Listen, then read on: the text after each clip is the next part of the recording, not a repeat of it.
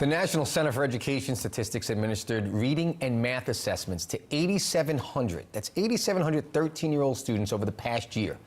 The results are just not looking good. According to the NCES, the average reading score for 13-year-olds declined 4 points and 9 points in mathematics compared to the same assessment 3 years ago prior to the pandemic.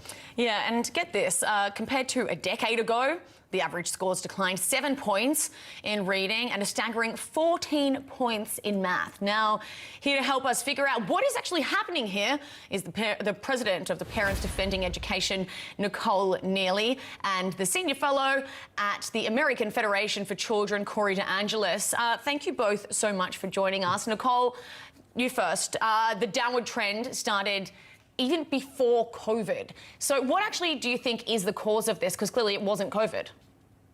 Sure. As you said, scores before COVID were not terrific. And then we kept schools closed for far too longer than they needed to be, thanks in large part to the teachers union influence over the Biden administration. And then when schools finally did reopen, rather than focusing on making up that learning loss, we saw schools spend hours and hours a day on social emotional learning, identity politics. And so children are falling further and further and further behind, which is why we're starting to see teachers unions now say, you know what, let's just stop testing altogether because they don't want to be held accountable for these declines. Yeah, I think that's a very good point, accountability. Corey, the drop isn't equal across the country, though. In major cities like New York, Dallas, Miami, reading levels held steady. But in mid-sized cities and areas dealing with poverty, things aren't looking good. I mean, in Detroit, only 3% of fourth graders were proficient in math. Let me just say that again, 3%. Really sad. I mean, that is deplorable. What needs to change to help these struggling school systems? Yeah, look, in the blue districts, the scores dropped even larger than in the red districts. Look, the teachers unions held children's education hostage to secure multiple multi-billion-dollar ransom payments from taxpayers. So the school closures had something to do with it. But we have no competition in the government school monopoly. They have no incentive to do the right thing. Every time they fail, they just say, we need more money. It's the definition of insanity, doing the same thing over and over again, expecting different results. And the only way out of this mess is true accountability from the bottom up. Allow families to vote with their feet to the school that works best for them. Just like we saw in Chicago, another dumpster fire school system. Their teachers union boss, Stacey Davis Gates, was just caught sending her own kid to a private school. Well, if they can have school choice for their kids, everybody else should have that opportunity too to get out of those failure factories. And Nicole, it's not just reading and math though as well. There was also a poll that shows that most Americans may be struggling in civics as well.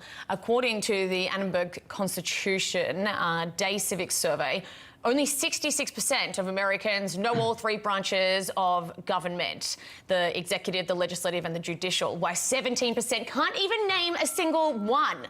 How does that impact the public's participation in government? Sure. I think these are terrifying statistics. And frankly, I worry where it's going to go after that because there has been a steady decline. I mean, are we going to end up at zero? There is a very concentrated movement among a number of educators and activists. You know, we want to be ashamed of America, so let's not talk about it. Or when we do talk about it, it's a flagellation. Isn't America horrible? And is it little wonder that people are not proud of the country or know anything about it? Again, this is something that children are graduating and they're not going to want to vote. They're not going to want to participate. They're not going to want to serve on boards or commissions. And this goes back to the accountability point. If nobody wants to be in it, then it's only a small group of elites that are telling everybody else what to do because they know how the system works. That is not good for our country. And Corey, very quickly, it gets worse. You know, according to the same survey, 77% of respondents could only name one of the guaranteed rights in the First Amendment, and that was the freedom of speech. Besides that, First Amendment protections, you know, religion, press, right to assemble, all that, no one knew any of it. 30 seconds to wrap it up for us, please. Where do we go from here? I mean, look, the left has infiltrated the government school system for far too long, and they're seeing it as a way to control the minds of other people's children. And one way that they're doing that is they're training these kids to be little communist foot soldiers in their own war against American values. So, of course, they're not going to teach them about the great aspects of America, including the First Amendment. So, look, I say pull your kids out of this mess. There's already been an exodus from the government school system.